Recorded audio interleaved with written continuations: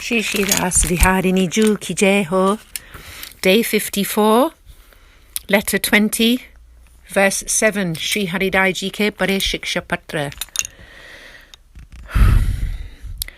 Sab Vaishnavan Ko Jai Shri Krishna.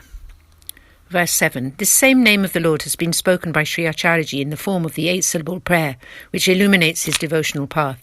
This name accomplishes everything. Tika. Of course, the Lord's name endows all qualities and dispels worldly grief, even going beyond that. The name is employed in the 8-syllable prayer, Sri Krishna Sharanam Mama, merged from Sri Acharyaji's lotus face, and is capable of granting situation in the path of grace. For the path of grace was conceived by Sri Acharyaji, and thus when an embodied soul grasps the name of the Lord as taught by him, they can reach devotional perfection.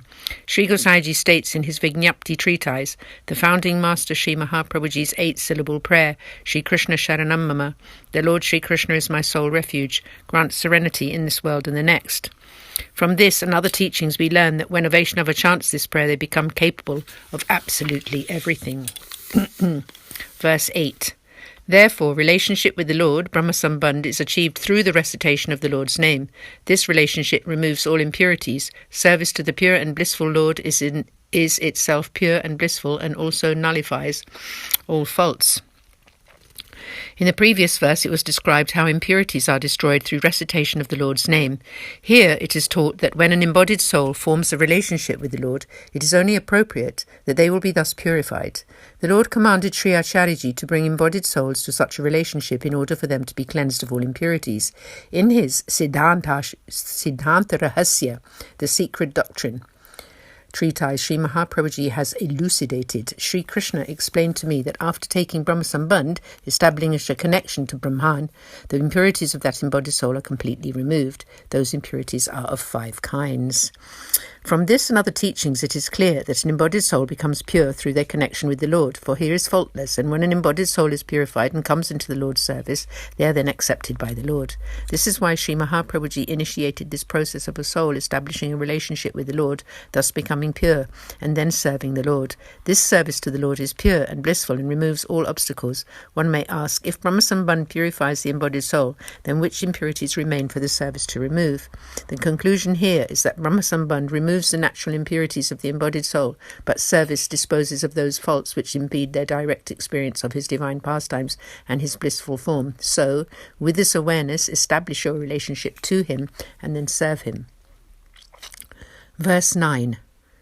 Singing the Lord's praises excels the path of knowledge because it removes all the embodied soul's impurities and is therefore recommended by the Lord himself. Tika 9. Singing the Lord's praises purifies the embodied soul. It is of 2 types, one according to the path of grace and the other according to the path of lawful limitations. The difference is that, in the path of grace, it is done in the same way that the Vraja devotees, or the gopis, would do, when they were serving and seeing the Lord directly in his presence, and secondly, when the Lord went off in the daytime to graze the cows. They would sing praises in the mood of separation from him until the evening, as in the Venu Geet, the song of the flute, and the Yugal Geet, songs in pairs of verses, both from the 10th canto of the Srimad Bhagavatam. So Sri Mahaprabhuji tells us that in the path of grace, praises are sung in that mood of separation from, and whilst pining for, the Lord. Therein both separation and togetherness can be experienced. In contrast, in the path of lawful limitations and knowledge, the Lord's glories are simply sung. Kya baat hai. Verses 10 and 11. It is well known that knowledge incinerates impurities, yet it is not able to eliminate the hindrances to Sri Krishna appearing before us. Therefore, it has been called insufficient. A moment of Sri Mahaprabhuji's association grants love for the Lord. Tika 10 and 11. Singing Sri Krishna's glories in the style of the path of knowledge can reduce the faults of worldly existence to ashes, removes all obstacles and lead to liberation, but it does not make Sri Krishna appear directly before you. Therefore, singing praises in that style is actually an impediment to the path of devotion, because the Lord does not grant his sight, and there ensues no experience of his pastimes for his bliss, or his bliss. Therefore, do not follow this path of knowledge. Know that serving the Lord is the most important matter, whilst knowledge is inferior. In his treatise Sannyas Nirnay, Conclusions on Renunciation, Sri Acharyaji has stated, One type of practitioner practices renunciation to attain knowledge. It takes hundreds of births to attain perfection here. They spend their whole life striving to attain knowledge on this path and reach the perfected stage where there are no more obstacles in their way, and then they ascend to Brahma's realm. They may get fully absorbed into him and achieve liberation. These practitioners are far removed from the path of devotion. So, now, practice only according to the ways of the path of grace. This path of Sri Acharyaji's is such that just by one single moment's contact with him, you will be granted the fortune of love for the Lord and experience the bliss of his form. And so service in this path is already the supreme fruit. You can feel the Lord's loving reciprocation. That is why Sri Acharyaji has taught these very ways of serving the Lord. Therefore serve in this way exclusively, and Sri Mahaprabhuji will effect your experience of divine loving mood. Bhava.